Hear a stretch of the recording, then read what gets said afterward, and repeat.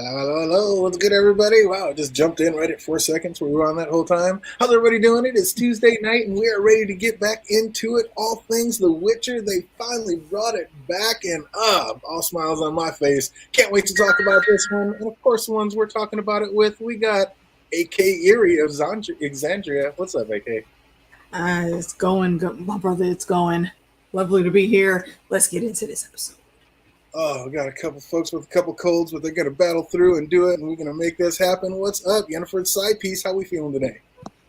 First and foremost, is that literally the name of the damn episode? Like, I don't even look at the episode. I just press play, let's get it on. But if that's the name of the episode, I need to talk to these writers.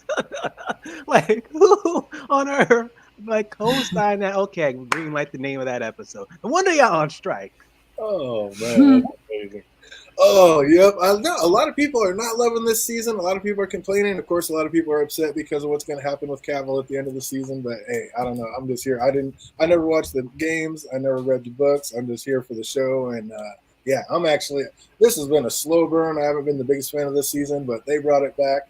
Some people were complaining about this episode. I'm not complaining about it. I actually loved it. Can't wait to hear what you guys think about it. We're going to be talking about The Witcher Season 3, Episode 6. And like my man was just talking about, this episode is called Everybody Has a Plan Until They Get Punched in the Face. Oh, man. It's opening right where we left off with Dijkstra thinking he had the upper hand with Geralt. And Geralt could not look less intimidated or worry-free if he tried. Like, he had zero worries or fear of this man. Like, Dijkstra, you could not have thought you ever had the upper hand. I mean, come on. So my friends will make sure that you comply. Are you sure? Did you bring enough? Are you kidding me? I don't think you did. I see two. Like, for Geralt. Oh, he just kept that look like, I could take that knife and shove it up your arse anytime I feel like it, right? Like, come on. But instead of doing so, he decides to see where this will all lead and goes with them. And Aretuza is just completely under siege. And finally, this is the episode that did not disappoint for me. Like, all the action and scheming I was hoping for last episode, they brought this one in tenfold. So we called some big ones on this one, and I can't wait to talk about it. But Yennefer hears the ruckus and stealthily moves through the castle unseen. And of course, there's secret passages and doorways for her to do so in. And she is one of the most powerful mages on the continent. Like, why didn't she stay and fight? I was going to ask y'all that. I mean, it was kind of a smart thing to do. If they're routing up all the mages, the best thing to do is just to hide, and at the opportune moment, boom. No, I guess her opportune moment was a little late because it was a catastrophe by the time she got back. But we're going to get into it, but that was crazy. Like, I suppose it's more about saving Aretuza than it is Ciri, but that was pretty cool how Yen can communicate with Ciri telepathically. Mm-hmm. Like, that is definitely some just mother-daughter. Yeah, it's an awesome bond they all have. I think Geralt does it too. That's just sick with it. And then Yen warns her that it's time to get moving, and Ciri wasted no time getting out. Like, she was out quick. Finally. Yeah, exactly. Got moving before asking them 10,000 questions. Oh, come on, Ciri, this would be better. Radovan wakes before Jaskier and tries to creep out and go kidnap Ciri, but he got caught in the act when Jaskier wakes up and finds him in her empty room. And good job, Yen, getting her out of there. But fandom, you saw this coming the whole way, didn't you? Of course. But now he still had feelings for Jaskier, though, even though he was still had a mission to kidnap Ciri. He still had feelings for him, regardless of what Jaskier did say. I mean, Radovan apologized and ran out of the room almost weeping. Like, he tried to tell Jaskier his feelings for him were genuine, but, how could Jaskier ever believe him now? Like, what do you think, AK? Are Radovan's feelings for Jaskier true, or was it all just a ruse to get Ciri and have some fun along the way? Both. I think it's highly possible to be very in love with someone and be manipulative and a ridiculous, entitled asshole all at the same time. I think you are spot on. And he thought he was smooth. That's why Jaskier just met him at the door like, no, you didn't. Right? No, you didn't. And speaking of Jaskier, you had one job. One job. You couldn't keep your pants on one night to keep the most important girl on the continent safe. Really? That's your bard right there. Oh, the one time he's actually doing some bullshit. That's when you go hard with it. Come on, man. Fandom was loving it. Absolutely loving it. I told y'all. I mean, look, no bullshit, bro. This is not time to get your dick wet. I mean, come on, man. Oh, better, Yasker. Be better. Well, let's face it, it's Siri probably actually better off on her own than with Yasker. Like, it would end up being her being the one to keep him safe if anything actually went down. Very true. But I like when they were like rounding all the so-called traitor mages up, and Geralt's like, "So there's to be a hearing," and Philippa was quick with the "No, not a hearing, a purge." It's Then we see Yen still on the hunt for Sirius. She like runs into Lydia down in the caverns, and I thought Yennefer was the most powerful mage in the land, but it looked like old Lydia was giving her a run for her money. Like, if Triss hadn't come through, what do you think, AK? Would she have gotten got by her? I think it was curtains. I think so. Yeah. If Triss had not come in, I really think that would have been a wrap. We almost saw the end right there. So what's up, fandom? Does that mean Vilgefortz was actually teaching Lydia more and teaching her to be more powerful than Tessia was teaching Yennefer? It seems most like it because she literally said that, "Oh, my master has given me like more power," and literally she was giving Yennefer running for her money, even though he barely saw anything of a fight, really. So now I'm like in the future, like episodes of like next season, like more Vilgefortz like people are gonna be like a force to be reckoned with. Yeah, Vilgefortz ain't no joke. He told him, he's like, "I've been holding back, and I'm not holding back and no more." Like, my man's ready to get down. What's up, Jake Cruz? I see you out there. Yep, for once we were early. Actually, just went a minute late.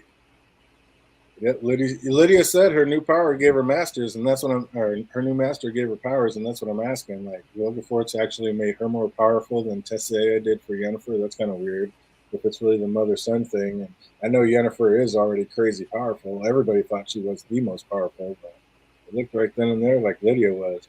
So was Vilgefortz telling the truth when he said only he could be the one that teach Ciri like how to manage her powers?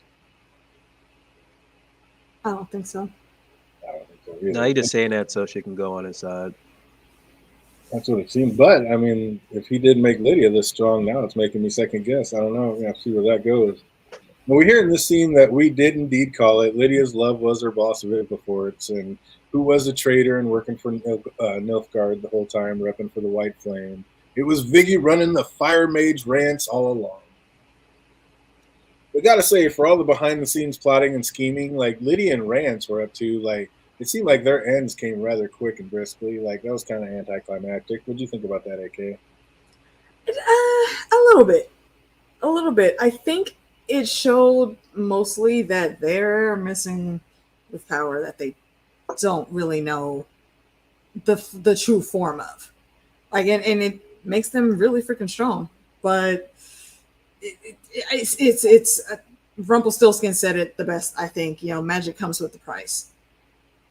And all of this stuff, the way they were moving, it seems like they were getting, I don't know what's the right word for it. Like they were getting chopped down because they weren't actually like doing what they should have been doing correctly, if that makes sense.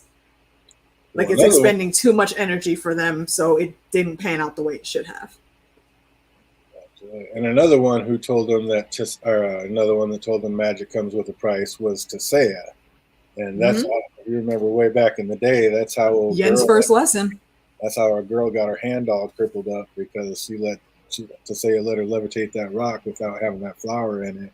And yep, it's like lesson number one: everything comes with a price.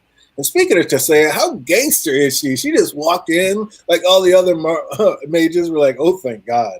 When Philippa tried talking that mess about some powerful spell she thought she was working with, Tessia was like, "Girl, that's cute. I literally wrote that book." Like, oh, I was loving that scene. That was a great part. Oh, you didn't. Like, that was some decent writing, actually. How big a fool is Dijkstra, though? Like, why would you talk shit to Geralt, of all people, while walking out the door? Like, he sees it's about to go down, so he just walks out, but just has to give him that last little bit of lip service. Like, dude, you're talking to the Witcher. Like, of course you're instantly about to pay for this, you dipshit. Like, you had that coming. They weren't that smart in how they moved with that whole supposed coup at all. I've never seen a coup put down so fast. Yeah, totally agree. Like, Tatea should have been chained up ASAP. I don't care if, They threatened to like melt my face down. So what? I'm betting like other mages threatened the other guards as well, and they still got chained up. To say, that last one, he was warned. He tried to raise the hand and say, "Was like, bitch, don't." And he listened, but then he let what's the name, hype him up. He got gassed up, and then say, "Let's fuck him up," and it was hilarious. I laughed out loud on that one. I went a little longer than 5 minutes. I think old girl was using that lightning for at least 5 minutes. But yeah, it was definitely it was brisk and quick. But I mean, you let all the most powerful mages loose. I mean, you had them down. Like that was, you messed up. It should have been the first one they put the fisticuffs on. Yeah, totally agree. That was not smart. And I knew when that undercover army was rolling through that it was going to be the elves. Like they shot Dixter's messenger, like then used his own plan against him. Like, was it just Fringilla hearing about the boats at the bar that enabled that misdirect? Like, and if so, where did she run into the elven army to replace Radovan soldiers? I was wondering that too. I was actually very surprised to see her there. Yeah, that was crazy. Like that's just a weird mix and match. Like she heard about it in the bar, so we know about the boats. But yeah, how did she know to get the elves there? And then how did she at that point in time? If she did run into him and there was just an elven army coming through, then Kahir was already with them. How did they not already run into each other? You mean this black mage was rolling out with this whole little army this whole time and you never noticed? Like what? That's some weak right. Here's a question. Why were no search parties ever sent out after her? Because granted, they thought that one guy died, but then she switched the body out for herself. Did they not notice she was gone? Yeah, I was thinking about that. I kind of gave that the benefit of the doubt, just gave them an off-screen. Like people seem to be dying left and right in that job. So maybe like right before they came in, she put a spell on herself to act like she was dead. And so she just rolled out because old boy said, he's like, what happened to Fringilla? And she said she's dead because she probably acted like she was dead along with old boy and they threw him out. So that's what I'm getting. I'm just guessing that happened off screen and we had to figure that out. I'm giving them the benefit of the doubt. Yeah, it's possible. I don't think they thought she was dead initially, but I think it was just like a cover up. That guard knows he's going to not only lose his job, but probably be killed if it's made known that she escaped. Right. But yeah, because that's not just a regular, prisoner. That's freaking. Yeah, exactly. That would go on. Right. Yeah, that would go very noticed. I was just really surprised to see that we didn't hear any high tale of her or anything bubbling with her in the background. After the pub. Nilfgaard has more mages than her. I think she just showed up on her own at the same time. No, she got put there. You remember that was the whole deal, like way back in season 1. They were going to make Yennefer go to Nilfgaard, and then her uncle Arturo I can know. Well, no. I don't think that's what he means. I mean, Jake, clarify if I'm wrong, but I think he means like for this battle here, like we saw her at that pub before. How did she know to get here this time when that fog was rolling in? Yeah, she just showed up at the boat again. That's the timing that I'm questioning also. How did her and Kahir not run into? It seems sus. All right. That's just weird. But yeah, I don't know. That's crazy. They need to clarify. Or again, we're just going to have to figure it out what happened off screen on our own, which is kind of lame. But when Tisea realized that it was indeed Vilgefortz who kept this traitor stacked up, like, why didn't she snap his neck right then and there? And way before he could even let the elves through that portal. Like, was she literally like that shook that she just became unable to move or act? Like, that kind of treachery should have been met with instant snapping of the necks. Like, you can cry about it later, fandom, right? Now it just tells you, like, that was like the love of her life right there. And that much that he had pretty much control over. Not like really, but yeah. And he was just so confident that he could just turn his back on her and open this portal and just knew he'd be safe and then could just walk right back by her and everything would just be fine. Like, that was insane. Like, what? He gave her that good dick, apparently. I mean, she legit. She was stigmatized. Not only that, but she was also heavily emotionally invested. Mm-hmm. And going into shock is a real thing when dangerous shit, even when it's happening to you or around you, if something happens that like hits you that hard in the moment, yeah, you totally freeze up. That's just crazy. Absolutely crazy. And they literally had a chance to like literally purge him out. And then she was like, no, this can't be right. And then literally, oh shit, they were right this whole time. Yeah.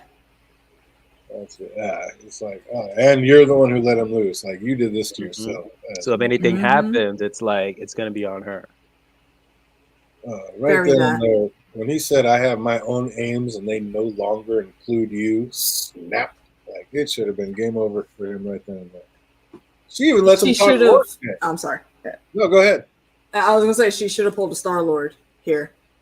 Like, he was also very mesmerized by his dad in, what was it, part 2 of the Guardians? And then as soon as Pop said, you know, it was a real shame I had to put that cancer in her head, snapped right out of it, no questions asked, boom. Plasma round right to the gut. Exactly. Game over. Like, she even let him talk more shit. Like, how she, with her undying trust, was easy to fool, then turned his back on her to, like, let the elves in. Like, light that man up to say it. What are you waiting for? Should have snapped his neck. Oh, crazy. Then Philanthro said, today we reclaim Aretusa as our own. Like, did the elves used to stay there before the mages? Because, like, I thought the whole painting Vilgefortz loved so much was about the first mage that landed by calming the seas. Like, did they do that and then attack and conquer the elves that were living there? Yeah, because remember, the elves practically ruled the continent, and then humans came, learned magic, then conquered the elves. So it makes sense. Yep, and then of course, again, like our man Jake said last week, avoiding spoilers is a full-time job. One again, I epically failed this week. Oh my god, I needed to know more about Torluga, and the very last book told me something that I was like, But yes, indeed, that whole place was that place was actually built by elves. Like, that whole place was built by elves, and they just came and took it over. But that was so sick when all the mages came in, like getting Tessia's back. Like, again, just the original gangster. She said, "You will never take Aretusa." Like, that line sent chills up my spine. I was like, "Get him, Tess!" I was ready for it. Absolutely, I fully and firmly agree. When she pulled the, you know, who was it that started orchestrating the net curse in Harry Potter?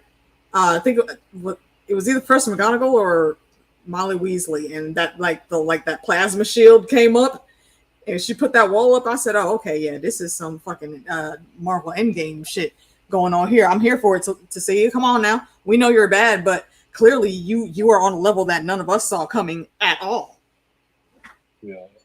Hey, Linda, good to see you out there. Yeah, we got some things going on today, so I had to go on a little early so we could get it in. Definitely wanted to get it in today because this is the best episode I have seen in a while. And I don't know if it's just like because I'm so fresh off Secret Invasion, but when Ciri ran into Yennefer outside, was I the only one thinking, yo, I am not 100% that is Yennefer, Ciri? Facts. My God. That is the first thing I said. I said, whoa, hey, little girl, ain't you learned shit yet? We were just rooting for you. What the fuck happened that quick? Hey, Peter. So I wasn't the only one? Right. Oh, what's up, Peter Griffin? I see you out there. So you guys actually thought that might not have been just Yennefer as well? Nah, I thought that was Yennefer. Really? Wow. Yeah, I did not. I thought for sure Ciri was about to have to battle an op to try to get to where she's trying to get to. Listen for Jill may have a shot versus before. Yeah. I don't know. When he turned his back on her, though, maybe. I don't know. I guess he is a lot more powerful than we know of, but still, to say it's pretty damn powerful herself. Yeah, I think she had a perfect opportunity there to end him, and she let him walk away. But I can't even say she let him. She was in shock. They need to stop the run and hug scenes. Yeah. Yeah, for real. This episode and the first episode are the best of the season, 100%, Jake. I agree, 100%.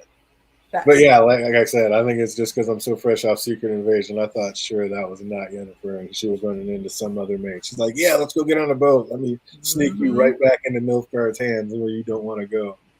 But Ciri dreamt that Yennefer and Geralt left her, and Yen said, you know we would never. And Ciri said, you were dead. But you were dead.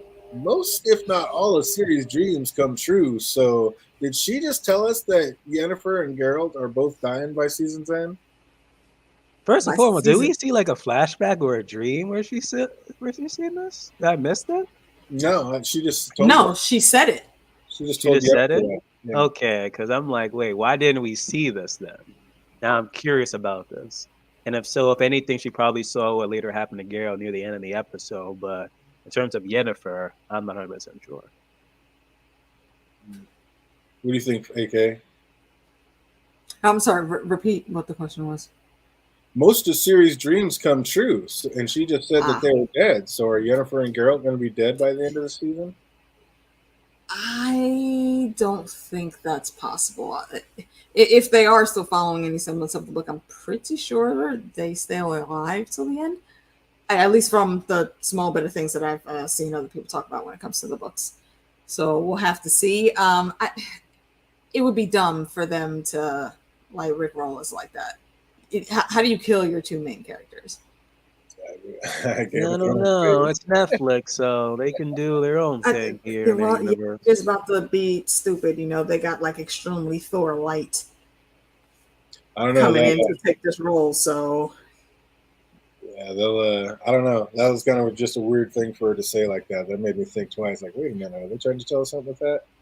But yeah, I have to go back and look. There might have been a little snippet of that though. I watched it twice. I never saw it. But yeah, no, not in this episode. I mean, like in previous dream flashes that we've seen from her. But yeah, when Ciri asked, like, what about Geralt and Yen, and Yen said he'll find us, I was just positive that mage was cloaked as Yen trying to steal Ciri away. I was like, no way, that's Yennefer. That was crazy. Wow, I did not think that was a fake her, like except for that one beginning part. Oh, when she said that assured it to me. Oh, I was 100% that was somebody else trying to steal her away. She's like, he always finds us. Let's go. Come with me. I'm like, ooh, that is not her. But how dope was that mage elf fight? CGI budget well spent on this one. Like, I was loving this fight. Finally, some action. Fandom, what do you think about this one? Oh, it was glorious. From the freaking arrow tip, freaking spears, to the freaking casual, like, avatar stuff coming out of nowhere. The lightning, the last resort thing. I'm like, oh, shit. Shit's about to go down. Lightning bended. That's so cool to be able to do. Jake says, why would you recast the dead man? I don't know. What if it's a dead man and it's just a different Witcher and it's not recast Geralt, it's just a different Witcher? They would lose all views immediately.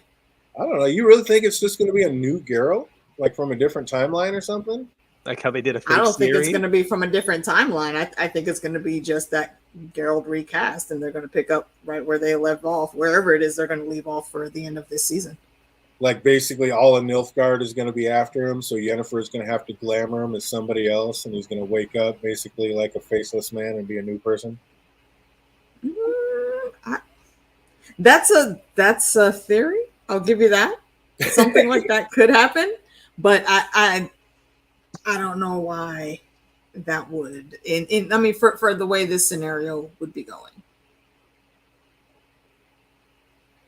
it just, I don't know. It doesn't make sense. But the glamoring is actually a good idea. They could work that in to kind of make it make sense. Yeah, totally. I mean, if all of Nilfgaard's going to be after him and they win and they're winning the war, and you don't want everybody. Yeah, a glamour I can get, but just him being dead and some other Witcher comes in, no one's going to care about another Witcher. It's all about Geralt.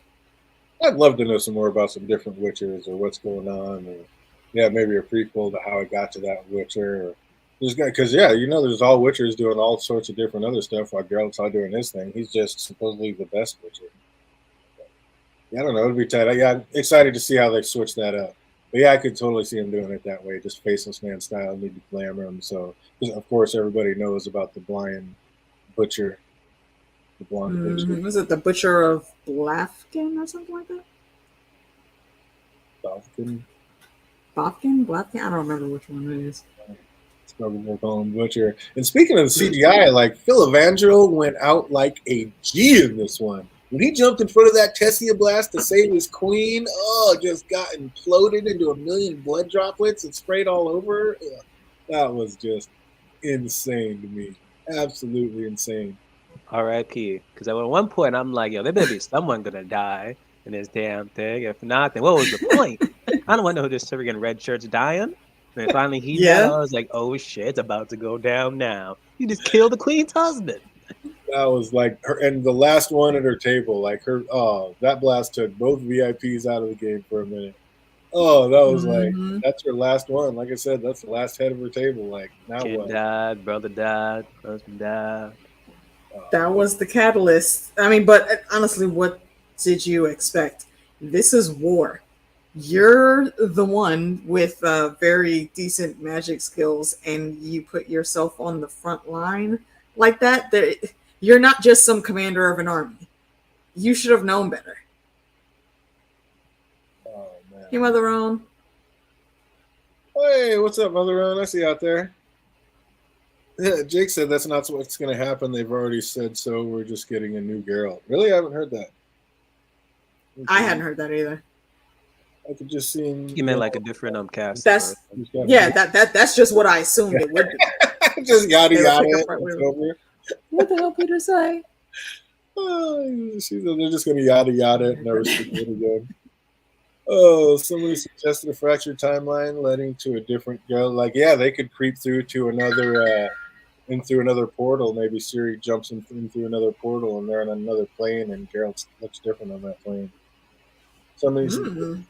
Maybe something like that could happen. She was wearing her husband. That's got to be tough. Already broken brain. Yeah, that's not good. Oh my god. Oh, glad you got home safe, Linda. Oh, Yeah, she went into her like Galadriel final form after that happened. Oh, that blast took both VIPs out of the game. Closed all the damn doors and brought down that freaking Everyone. I knew that something was going to happen with that damn thing. I thought it was going to like portal people down through it or at one point, but nope, it just came down and blew everything up. Yeah, I think that was that was a missed opportunity there for them, because that could have done something far cooler than just falling. Yeah, I thought mages or soldiers or so. I thought that's how they were going to sneak in. I thought somebody was going to turn that into a portal and they were all going to sneak in through there and come flying in. Mm-hmm. I thought the last hunt was going to go come and pierce. Oh, I thought they were going to be a part of it too. I thought like maybe Siri would use them to take those guys out. I thought that might happen too. And that might happen. That would have been great. But yeah, they might use that for something major, like to take out the entire Nilfgaard army or something. Like that's something major. That's more last resort than Tessea's last resort. But that blast, like I said, it took them both out. It took everything Tessea had to summon that kind of power. And Francesca, who already lost so much, like losing her last major ally in that elven hierarchy, like it seemed to deflate any ambition she had left in it. But I gotta say, Artorias ended up being a real one. Like in the end, he was trying to fucking hold it down with the rest of them until his scandalous ass niece stabbed him up with that random blade. Right. Like, grateful wench. Like Tessea had said before, like all the perfume in the land could not wipe away the stench and the nepotism this man had for her. And then she goes and treats him and kills him like that in the end. Like, what? That was dirty. That was dirty. I don't know. Angela, I don't know. What do you think about that, Phantom? Like, did they even have blood between them? I forgot, honestly. He was always trying to give her all the best spots. But what happened when she was sitting there and all set up with the king, he didn't like the way they were dancing. She it was danced out of step or something like that. And then Yen came in. Remember, she just went through the transformation. And Yen came in all hot and basically stole him away. And basically, and it was nobody's like thought. Yen did it all on her own. So Fringilla had nobody to be mad at but Yen, and being a bad dancer. If she would have danced proper, she would have been there. But oh boy had already taken her off the dance floor because she had messed up. That was it? And that's like the reason why you kill your uncle. Yeah. Oh my god, man. They need more than that. I'm sorry. When she literally did kill the uncle, I was like, wait a minute. I gotta rewatch the seasons 1 and 2. Because I need more than that. It was petty. You have to. I rewatched a couple scenes here and there trying to remember stuff, and yeah, it. Like I said, petty is beyond petty. That's their house words. Oh, petty, petty, petty. To another level, petty. Oh, next level, petty. The house went. Oh, that's terrible. But outside, Siri once again gets to show off some of those Witcher skills, and her reflexes were on point because she was quick with that rollout. As soon as Rance showed up and like tried to hit him with that fire, Siri just rolled out him quick and swiped them fingers just like that. Can't call them fire fingers no more. Maybe fire nubs. You were saying She was quick with it. And then Yennefer gets in on the action as she tosses the sword. She did not need to say those lame words before. That was one of my little pet peeves about the writing. I was kind of weak, but whatever. She tosses the sword over to Geralt, who makes up for the scene. Absolutely shows up out of nowhere and quick and clean just snip Firefinger's head clean off his shoulders. Like one brisk stroke, not like Theon. Actually got it done. What do we think about this scene, AK? it was freaking glorious. It was glorious. I did not expect what happened to happen. Honestly, I thought when she pulled the sword, we were about to see some like super cool stuff. Like not only is she a badass witch, but she has the fisticuffs or fist of swords to hold it down too. But nah, she was just getting getting it over to Boo thing so he could handle the bloody part. That was so clean though. I mean, I thought it love was that. cool, super clean. Like, look, I'm gonna take my sword out, okay, and then I'm gonna put it down. And then we're going to talk. She didn't tell you where she was going to put it down. She's having to put it down inside of Bay's hands and off with your head. You deserved it. I mean, if you try to think of it, it's absolutely ridiculous. The second she like made a move towards him with that thing, he would have blasted her with fire, and that would have been that. But I like the scene, so we're gonna let it go because that was nice. Mm-hmm. Girl was nice with that. And that she does, because it's going down in the castle, and who were those like twin mages that could fight as one? Like that was a dope little additive. Like I love that fight all the way around. But those two mages that were fighting, and then they got kicked back, and then they put their sword together, and then they started fighting with one. That was dope. The moment they put their Wonder sword Twins, activate! I'm telling you, that was hella clean. I was loving that scene. You know what that reminded me of? Do y'all remember that fight? In the Three Rivers village with Lan and what's her name? The blue Agi in the Wheel of Time. I never saw it. We didn't talk about the Wheel of Time? Okay, we should talk about the Wheel of Time. But there's a scene where Lan and the witch that he is with, they're moving seamlessly. Lan doesn't have magic. He's the muscle, the physical muscle. So as she's casting spells, he was basically taking out ops twirling around her. Like if he's standing up and she needs to go low, she dips down, casts a spell, does what she needs to do, and vice versa, all around the battlefield in this village. You can just Google that part and watch that vid on YouTube. It's seamless, and it shows like the greatest amount of teamwork that two people could have that are fighting in close combat with each other. It's really great. And it's the same thing that they showed us here. I enjoyed that scene a lot.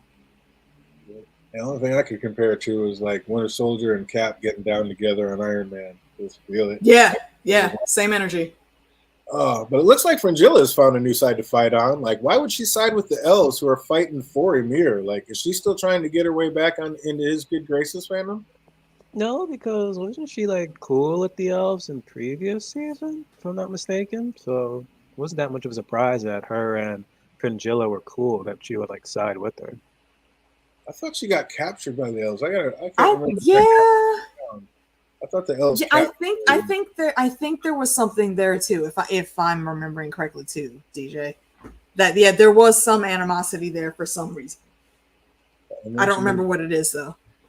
Yeah, I can't remember exactly. Yeah, I gotta go back and do a rewatch for sure. So much went down. But she says she still has something to fight for. You have any idea what that is, AK? I'm not quite sure, honestly.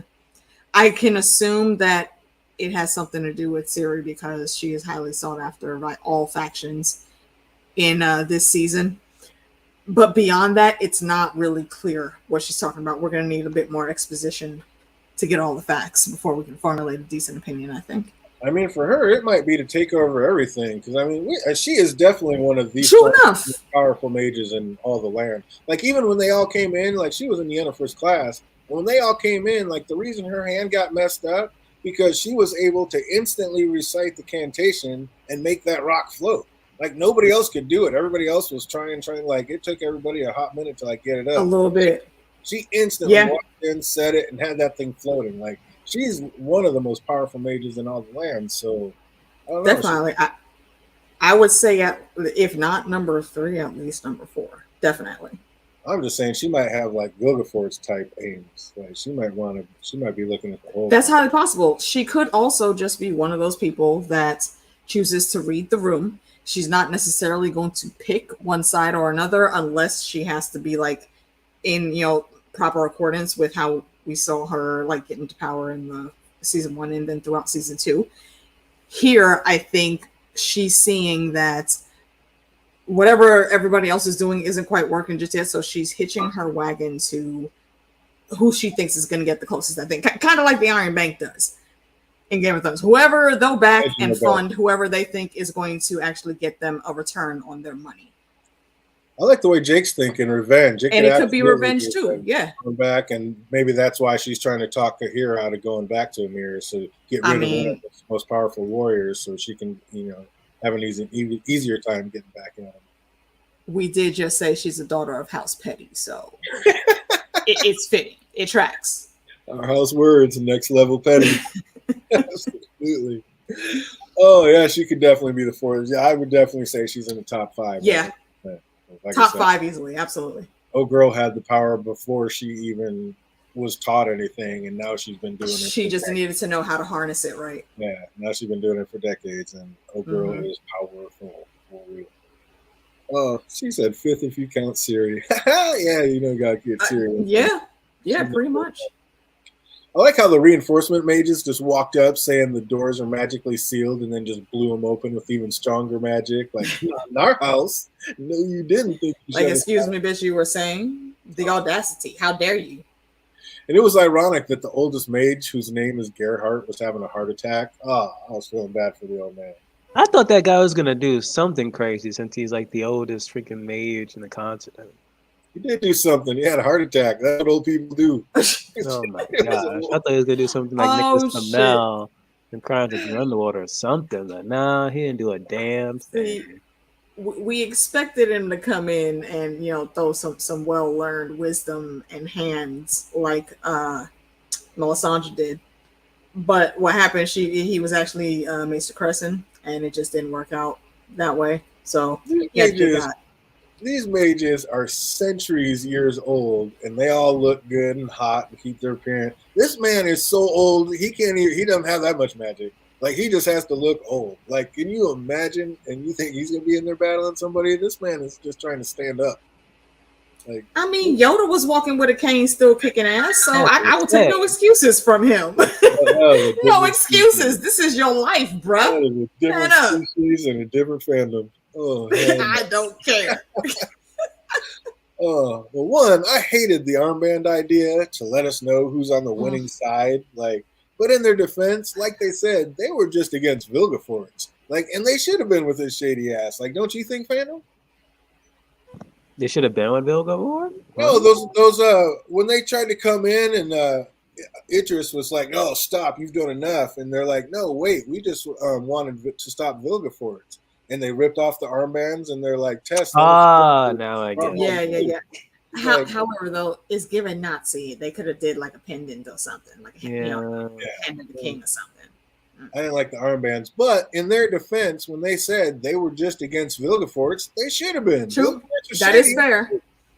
So I don't know if it just should have been so hard on them. Like, hey, of course, this is our home. Let us fight. Be mad at us tomorrow, but this is our home. Let us fight for it. But we're against the dickhead who's doing exactly what he's doing. Like, let us now try to stop him again. We already had his ass in handcuffs. Tess. I mean, I think that was a good speech, though. And it was absolutely correct. She got the points out. We didn't have time for a full long monologue. There's people on fire right now. We gotta go. Let's put this shit on the table for right now, like they do in government. Table that thought. We'll come back to it next week after we clear this shit up. Exactly. We'll circle around to that later. We got shit to do. To say it looked like she had given up all hope. She just walked off in the middle of the battle. Like, I was like, no, I know she's not giving up. And then Triss takes an arrow trying to talk to her, like, no, we still got to fight. And she ends up taking a shoulder or an arrow to the shoulder. And Istrid removes it, saying, I need you to be okay. Is that just because he doesn't want to lose another ally, or is there a bit of love connection happening here, Fandom? Between who and who? Idris and Triss. Yeah, I see it happening. Mhm.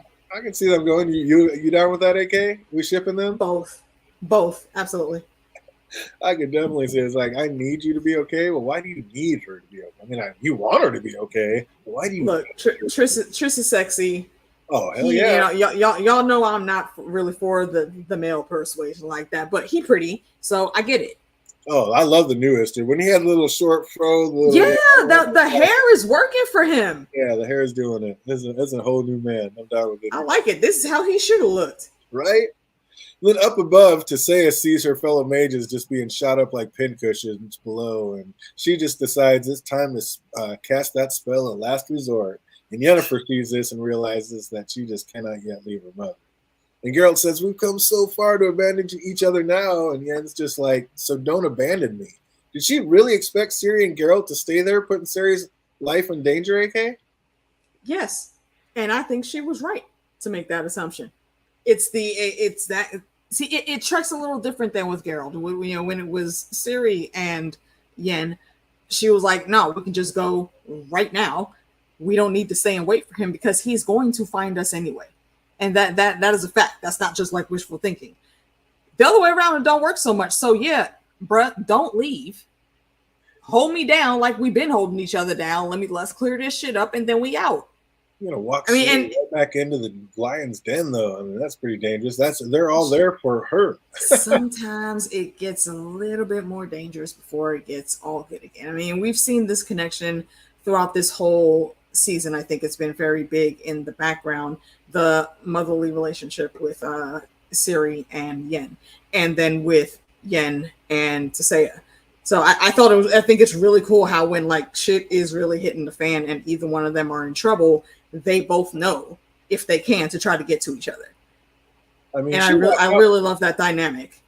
She walked off on her own, but I think she knew that they wouldn't be leaving the island without her. But what about you? Down with that fandom? Like, you think they should have stayed there, or I mean, everybody on this island's there for Ciri. Shouldn't they be thinking about getting Ciri off this island?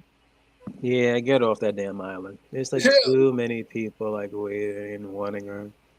I mean, she already knew that Tisea could die, and that's what like Ciri saw that in her eyes. That's why she couldn't leave. But you can't expect Geralt to keep Ciri here. He's got to get this girl out.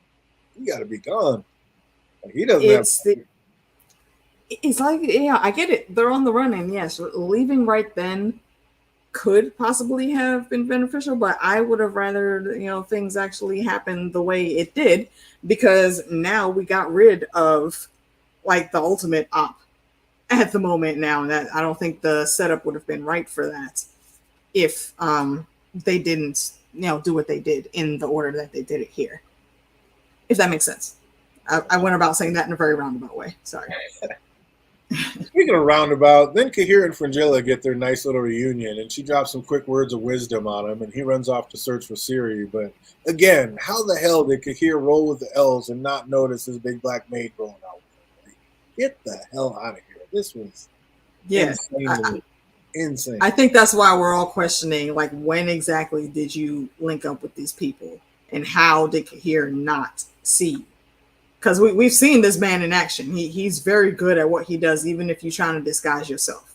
Yeah, exactly. He's going to notice. And that's the thing. Fringilla knows how powerful she is. She's not trying to disguise shit. We saw her at the bar just right behind. She cocky. Man, just flipping stuff. Yeah, good thing I'm not a mage, changing stuff and putting flowers in and changing. Right, stealing from them right in their face. Like, bitch, I respect the hustle, but come the fuck on, man. This man got kids to go home and feed too. She doesn't care, though. She was just sitting there, like, showing off her powers because she realized these two nitwits, like, weren't even realizing she's just right because she can. And that's what I'm saying. She's so powerful, she doesn't care. Somebody finds me out, I'll just snap there. Like, she's not afraid of nobody. I think it was like a subplot for, like, Fringilla that was just, like, cut out for the season. Maybe. Yes, I think this is the breadcrumb setup. Because this all ties into, all that stuff. She's hitching her wagon, to who she thinks she's going to have a better chance with. Not just a better chance, but also someone that she knows she can manipulate and control. Because that's power and control is what's important to her, in my opinion. and now she's got this the Elf Queen at a very vulnerable emotional state. So yeah, she's like putty in her hands right now. She saw that opportunity and she seized it. Speaking of that, we didn't get your answer. You weren't on the other day. Do you think that Geralt and Yennefer are together by the end of this season? Because last episode he said tonight. She's like, "You have me," and she's like, "He said tonight will end," and she said, "All things end." So are they going to end up together by the end of the season, or there's something going to split them up before he goes out? I think they're going to split up.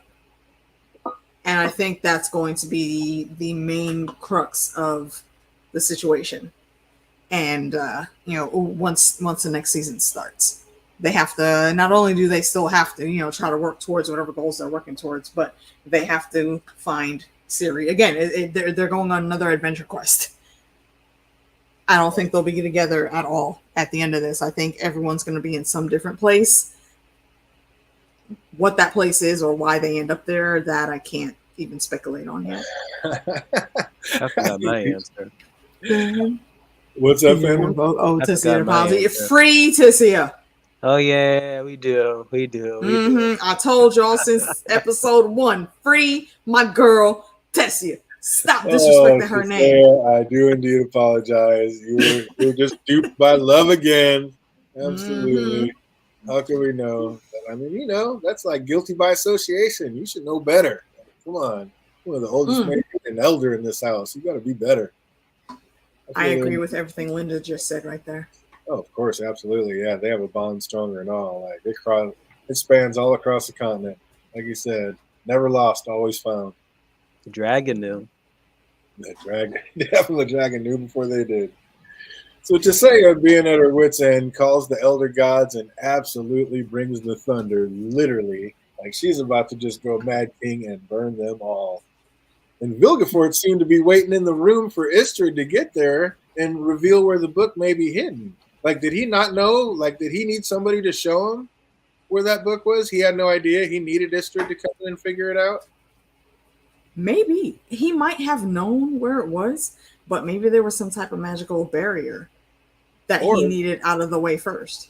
Or maybe there's something else, because he said the book isn't all he wanted. Then he zapped Istrid.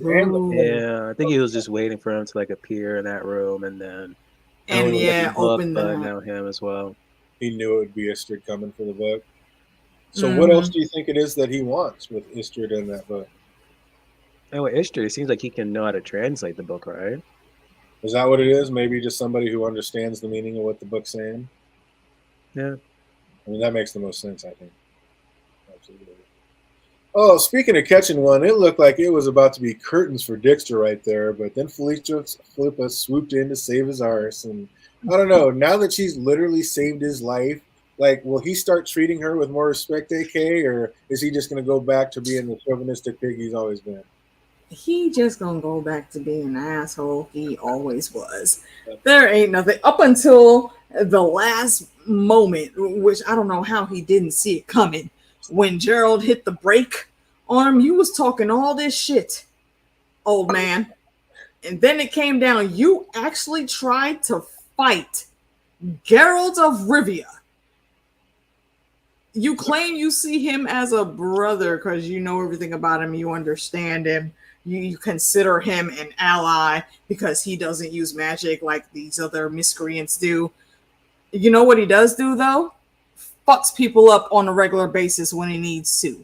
Man and monsters. What the hell made you think you could just pull a weapon on this man and beat him in anything? He said you can't. Go sit down, sir. You can't blame me for trying. Yes, I can. Yeah. Yes, the fuck I can. You knew better. You're smarter than that. And if you didn't, you should have known better. The Butcher of Blaviken. That's what it was. The Butcher of Blaviken. How the hell did you mistake that? You probably never even held a sword a day in your life. Yeah, I don't remember me. Butter knife, yeah. They seem thick as thieves. Man. Outside, Kahir catches up with Ciri, and she's ready to just go ham on him. But in the end, he wouldn't fight her. Laying down his sword, he willingly gives his life to her. This kind of takes the zeal out of the payback, and now she can't do it. But there's a true dilemma. Like, back then, you were in no way allowed to ever disobey an order from any king. So what was he to do? And deep down, Siri kind of realizes that and gets all she can out of this shit situation, an apology. But what do you do in that situation, fandom? Do you just take them out, or like, no, you killed mom, grandma, you took everything, you got to go? Or do you let them live? What happens? I let him go. Because like what Geralt said, like, what was it, previous 2 episodes? Gotta learn how to be a good ruler. In some situations like this, you gotta let the person go. Throw him in a freaking cell or something, but don't kill him. What do you think about that, AK? I wouldn't even throw him in a cell. There are many things that can hurt a human. And if you hit the right nerve ending in the right spot on the body, that human's going to remember what they did to fuck up for the rest of their lives. Go So Java. prison, nah. Do you need to kill him? No, I honestly think that's too easy. For the bullshit he was doing on that level, nah, you cripple him in multiple different ways. I'm the opposite way. This guy's like one of the best soldiers on the planet. You just use him for all your most dangerous missions until he gets got. I mean, you use him for his purpose. This guy is one of the best swords on the planet. Use him to sword. You're gonna need good. You will right now need good swords. Like, let that man do. How do you know he's not going to flip flop back and forth again, though? He just told you to kill him. I mean, maybe he does later, and then you get a chance to kill him when he's not like trying to apologize, and then you get to kill him in good faith and not have nightmares and think about it for the rest of your life. I just disable him severely to where he wouldn't be able to ever pick up a sword or try to come out and do anything. Like Geralt had just said right before that they went into striking each other, like, be careful because there's no. Are you sure there's no coming back from this? True. So I mean, Geralt is already in her head. So I don't know. He already had her thinking in the right. Ciri isn't a killer. She only killed at this point in self-defense. Exactly. But she's not trying to take people out. Or when she was morphed into a super crazy elder witch from another plane. Random blood rage. Yeah, that's the term I was trying to think of earlier. There's a thing called the blood rage between a confessor and like the energy and the magic of the world of the seeker. If you piss them off enough, like if they're under extreme duress, they'll go into the blood rage where they can barely even control their powers. But if they can, they rev up to like the level beyond Galadriel in her final form, and they do some really dirty shit. I think that's where the series headed with the power that she has now. It's scary. But before she can actually make the choice herself, the Scorytails show up, and Kahir tells her to run while he runs up to them, just ready to get his best Jon Snow on. Like, he's ready to take them all on in the horses. He wasn't worried, so he knew he was ready to die anyway. And this is what I'm saying. This man is a sword. Let him be your sword. But before he left, he told Ciri that he will find her. Find her for what, fandom? To let her kill him later? I was thinking the same thing. What is this? But I think it's just another ally, I guess. Maybe. You're going to need them. It's coming down. When you're in war, you need all the allies you can get. Yennefer runs back to Seiya to be her ally, but I'm thinking she should have never left. Like, again, she knew where she was going down, like that Seiya. She knew it was going down and what Seiya that was going to need her help and all this. Like, she's partly to blame for all this. She's the one who suggested putting this shit show together in the first place. So how is she just going to run out on everybody when it's really going down like this, okay? I don't know if I would call it her running out on everyone. I would call that a very strategic retreat with the hidden passages. You know, again, all roads lead back to Thrones. You know, she's running through the freaking Red Keep in the secret hideaway spots to get out of there. And I think she should have, because then she can go and possibly find some type of help. Or, like we've all said, Ciri is the priority. So get to her, get her out. Then she got to her and then left and went right back in. Yeah.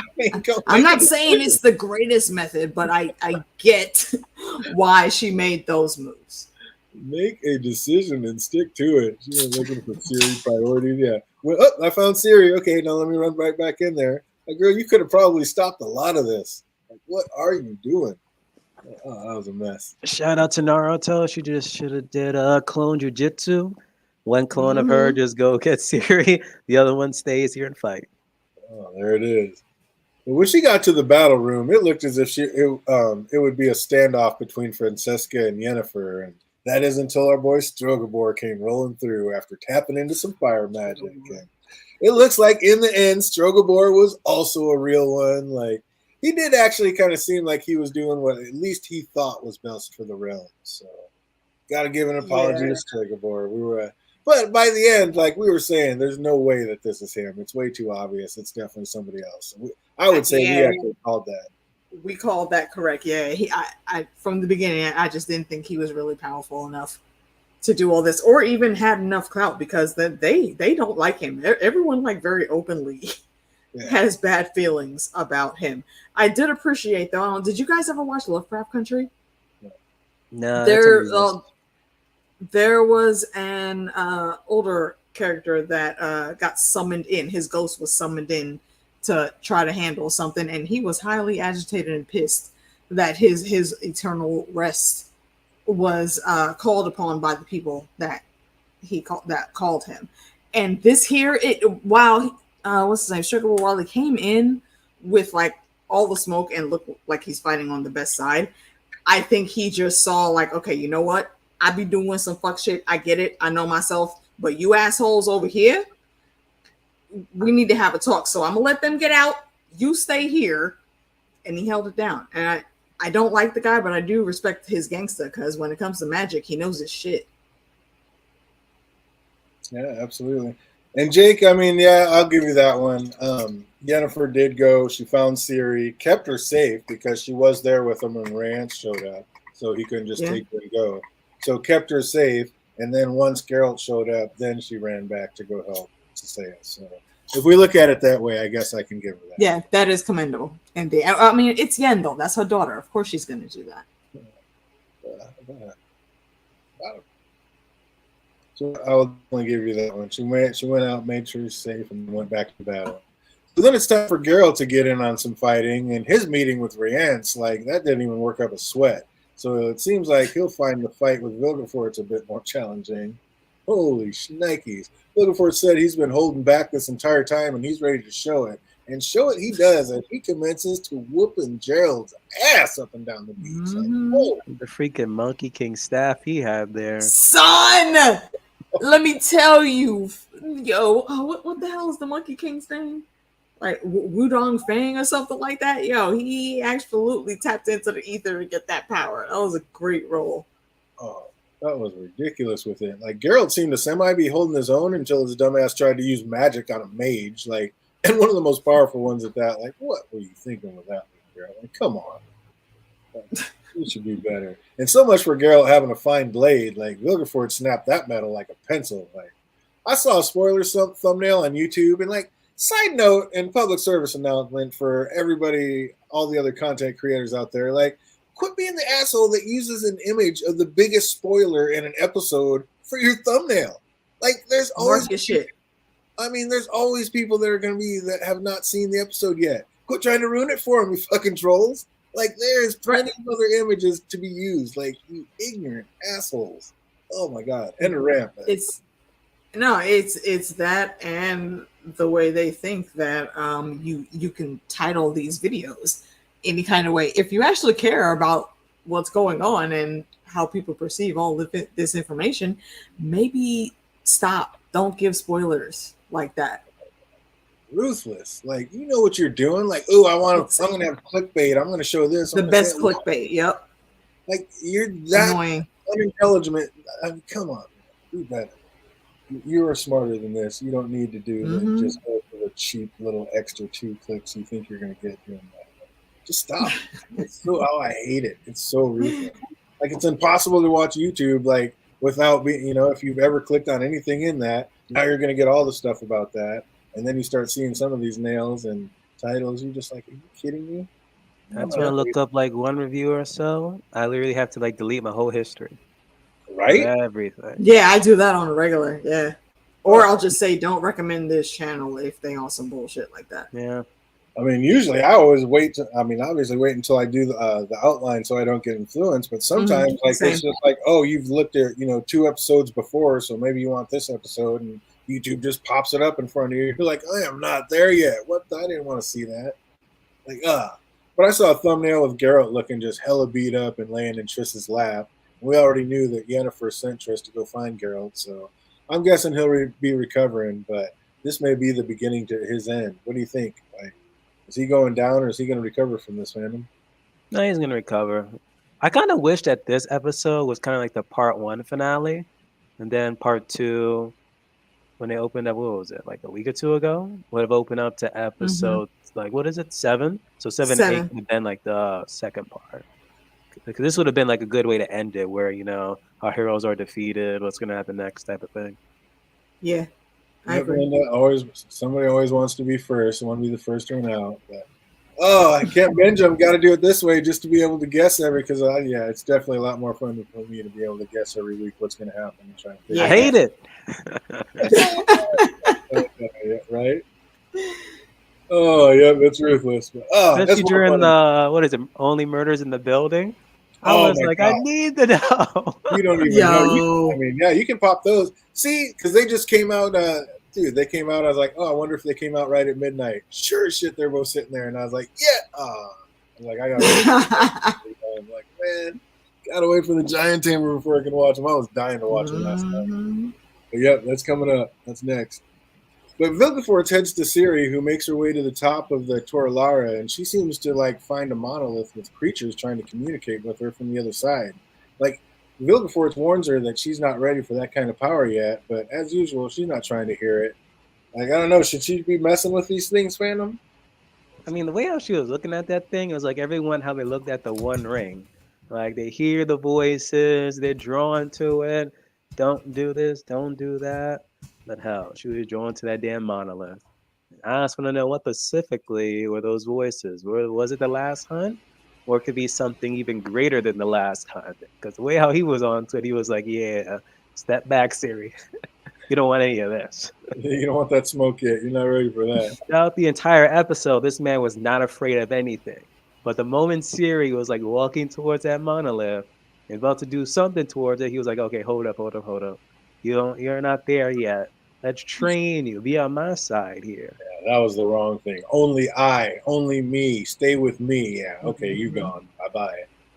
So she speaks what seems to be an Elder Elven tongue, and the whole place just erupts. And like Jake said last week, trying to stay spoiler-free is a full-time job. And I was got again, like I said, I just had to look up more about that damn tower, and the article told me, in the last paragraph, what probably happened in that situation. So can't wait to see him try to explain it next week, but that's going to be amazing. But those things in the monolith, they were only there to help Ciri and guide her to the monolith. They were never there to hurt her. They were there to protect her. So do you think these things on the other side of the monolith are there to help her, or is it something else, okay? It has the potential to be both. Or if not both, one or the other. Good and bad monsters in there? Yeah. I don't think we have enough insight on where these monoliths lead to in their different places on whatever's on the other side of them. This is a monolith on Aretuza of all places. The monolith of all monoliths. Yeah. Yeah, very true. And that is very dangerous magic when it comes to using those things, in my opinion. And that's one of the things, that's why I was reading about it. I wanted to find out more about this tower. And not a spoiler, but I don't know how they're going to explain it. But obviously the elves built this place in the first place, and then the mages took it over. But when the elves built it, they built that tower with metal, and that's why it's such a great conduit for lightning. That's basically what it is, a huge conduit. So that's going to be crazy. And then they told me some other stuff about it that I'm not going to say, but I can't wait to see how they try to explain this in the next episode. It's going to be interesting. But I think it's going to have to do something with ley lines. To do with what? When different forms of magic have ley lines. How people say there's maybe something or some energy underground that's connecting weird places in the world, was it Machu Picchu, with all those weird face statues and Stonehenge, all that. They're said to be on magical ley lines that hype up their supernatural power and lore and whatnot. Maybe Aretuza is the same type of thing. Never heard of that. That's awesome. Maybe. That'd be awesome. Well, we see that entire tower collapse. Did it kill Vilgefortz, or was he able to portal out of there first, fandom? Yeah, it looks like he just like oh my gosh, what's the word I'm looking for? He did portal out of it. He got pushed Who back, did? but there we go. He pushed back, but he probably did some portal out of there. I think he portaled out before it didn't crumble on him. Yeah. Oh, could be. What do you think? What do you think, AK? He's out of there. He got out of there safe. Who are you talking about? Vilgefortz, when that, I mean, he was standing right there, and that whole tower collapsed. Like, did it collapse on him and kill him? Yeah, Or I think he's dead. you think he? Oh, he gone already. What? I don't even think it was like a rock or anything. I think it was whatever was happening with You just Siri hyped when up the that, big bad. Huh? You just kill him like that? maybe Yeah, he they didn't know exactly what that power was that he was fucking with. That's what I'm saying. No, fandom saying like this whole episode they hyped him up like he's gonna be the new big bad at doing things, and then they just kill him at the end of the episode. No, That's he's not. Think about everything we saw on Game of Thrones. Damn it, we thought a whole bunch of people were going to be great, whether it was for good or for evil. Man, This guy minus could have 10 been a points on fantastic this. villain, but nah, you underestimated your op, and now you fucked around and found out. You couldn't even get like a rematch between him and Geralt, Nope. and then you're just gonna kill him off. Oh my god! Nope, you Minus done. 10 points. Bullshit. I refuse that. No. That's amazing. The minute you get cocky in this story, if y'all doesn't know that, the minute you get cocky, you get cut down. That's exactly what this asshole did. Couldn't even give Actually, that's another- why in our group chat, that's why I had asked if he was glamored, because I thought for maybe a hot second where he said he's been working this long game for years on years on years, that he was that sorcerer from the prequel that got trapped in the Badlands on the other side of the monolith, you glamour, thought he was Baylor? and working the long game behind the scenes. You thought he was that Baylor cat? Yeah, I thought that could have possibly been him glamored. That would have been sick. That would have been. That's amazing. why I asked that. Maybe. I thought that would have been a great twist. I mean, we could still see that because I would bet money that he portaled out of there. No way he got blasted. But that'd be. Oh amazing. yeah, definitely. There's no way he's as strong as he is that he couldn't just, without any sound or hand gestures in his head, just say portal to here, and it's gone. We'll see what happens. We'll see. But then we see Geralt floating in the ocean, and that tide rose awfully fast. Like, good thing Triss was there in time to bring him back to shore and get him to safety. Like, you just died on the beach. What are you doing floating in the ocean? Like, did he crawl out there? I thought it was just the whole explosion just pushed him into the ocean. He wasn't that close to the tide, though. I questioned that too. I said, "Wait, hold on," and they did that scene like right after Vilgefortz got caught in the blast. I said, "How the fuck did you get to the ocean, dude? You were too far away from that. High tide don't go that far." Right? That's what I was seeing. I mean, I know it took a second for Vilgefortz to get up to the top of that tower, but not that long. And he might have portaled halfway through there. And anyway, but yeah, I don't know. It's crazy. But Francesca, Fringilla, and what's left of the elves make it back to the beach, but without Cahir and without Ciri. And Francesca looks shook. Like, is it because she knows that she failed the White Flame? Or is she more concerned to just the fact that she didn't get Ciri for herself in the Elven cause, AK? I believe the latter is true. She didn't get a complete deal and put hands on Ciri. Is that what? Because that's the linchpin that they need, and for whatever reason they didn't explain it. They also thought they needed Tessia. You down with that, fandom? You feel that? Or is it more that she's afraid that she failed the White Flame and what's going to happen because of that? Like who specifically? Frangilla or Francesca, the Elven Queen. When she got to the beach, she was like, Cahir's not here and Ciri's not here. Like, what's that? She don't give a damn about the little White Flame. Not at all. It's all just about to get Ciri and for her cause, the Elven cause. Yep. Just assume that she's just play facing. Yeah, I'll help the White Flame, but in reality, no. She just wanted Ciri for her own selfish reason. Exactly. When Yennefer and the rest of the mages walked out on that cliffside, I literally half expected to see them look up and just see Ciri hovering there in the sky like the Black Phoenix. That'd be so sweet. But no, she was gone. They were just staring at the fallen tower. And then finally, yeah, that was pretty dope. Finally, an action-packed episode, and like from the acting to the CGI to the storyline, like I was here for all of it. There were only one or two quirky, like unneeded lines, but I could live with it. It was like all in all, definitely my favorite episode of the season so far. What do you think about it, AK? I absolutely agree. It's definitely the best the best episode we've seen so far for this season. I loved all the action. You know, even in the bits where it was moving slow-ish, I thought that everything they put in for that worked, and it was needed in the grand scheme of things. So yeah, I'm very excited to see what's coming up more after this one. One of the things going back, I believe the new Witcher will just pick up where Geralt leaves off. We are commanded to use our imagination, and nothing happened. Could be. So, what do you think, fandom? What do you feel about this episode? I enjoyed the episode. Good, battle between people. Hopefully, Megafor didn't die. That whole blast thing, whatever. So, -10. What'd you think? What'd you scale of 1 to 10? What do you give this one? I'll give this a 7. Not bad, not bad. There's been so many 5 out of 10s, 5 out of 10s past the first episode, but okay, yeah, got me. But if he dead, I'll go right back to this episode. 4 out of 10. Oh man, 8.5 out of 10. I love this one. How about you, AK? What are you ranking it? I'm gonna go with a 7.75. There you go. Mainly just because I'm hopeful that they will improve that score. Got 2 episodes to make it happen. Jake says, I think the White Flame is a weird little egomaniac. At some point, people are just going to figure it out. Yeah, just like Kahir seems to be doing right now, and then he's in trouble. Yep. You know what? What if I honestly don't remember if we brought it up before, but what if he's a fake guy too, like the White Flame? What if what? Yeah, what if he's some random person that's like an imposter or something? Oh, it's not really Siri's dad or the White Flame. Yeah, which is why they have that fake Siri also to put in the mix.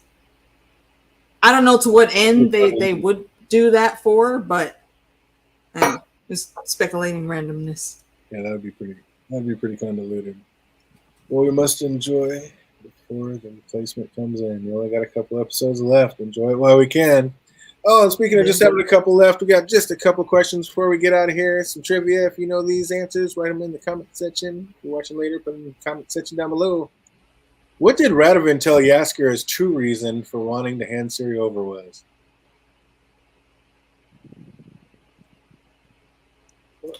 Something, I don't know, maybe stop the war or something or other. I don't remember. Safer with the people? What's that? Be safer. What did Radovan tell Yaskar's true reason for wanting to hand Ciri over was? Know that one? Put it in the chat box. If you're watching later, put it in the comment section down below. Oh, yeah, keeping it moving. What is the metal called that keeps the mages from being able to use their magic? Oh, is it something with a T? I don't know. Damn it. What I is have the metal? an image of the cuffs in my head. What is the metal called that keeps the mages from being able to use their magic? Haha, Jake, my man, coming through with it. I'll give you that. To get dude off his back. It's actually to get out from under Dexter's thumb is the way he phrased it. But we're gonna get No, wait, shit. That's why I thought it was T. The Stargate uses a thing that starts with T. All right, if you guys know that one, put it in the chat box. Detrium? Oh, dude, that's good. D something. Yeah, Demetrium. No. Couldn't write. These names are hard. What book did Tessia say she wrote that Philippia borrowed the spell from? Did not write that one down. I don't remember. Demeridium. That's how you spell it. That's how you say it. Demeridium. Okay. Demeridium. What's that, fandom? I was gonna say the Half-Blood Prince book, but What book did Tesea say she wrote that Philippia borrowed a spell from? The half-bug prince. Shut up, Adam. Yeah, let's see, is The Waning Sun. Hey, Book of the Waning Sun. Look at him go. Absolutely Well done, crushing Jake. it. Absolutely crushing it. Book of the Waning Sun. Well done, you. All right, we got it in there. So how were the El's arrows able to penetrate Tessia's magic spell wall? The arrowheads were coated in something. What's that, Oh, family? yeah. I thought. Wait a minute. What was the question? How were the Elves able to penetrate Tessia's magic spell wall? How were the Elves' arrows able to penetrate Tessia's magic spell wall? Oh yeah, it was that poison. Not poison. I don't think it was poison. Whatever that tip thing was. I forgot what was it. Yeah, I forgot what the actual name is, but it's something that they dig their arrowheads into. Oh, well, if you know that one, put it in the chat box. If you're in reaction later, put it in the comment section down below. Almost a trick question. That's awesome. Who says this? He studies. He took notes. Oh, how what power ditch effort power did Tessia summon during the fight? Alzor's Thunder. Elzor's Thunder. The last ditch effort was absolutely Elzor's Thunder. Got that one. The spell of last resort. Absolutely correct. And last but not least, what is Ciri's moniker back home? What is she known as? The Lion Cub?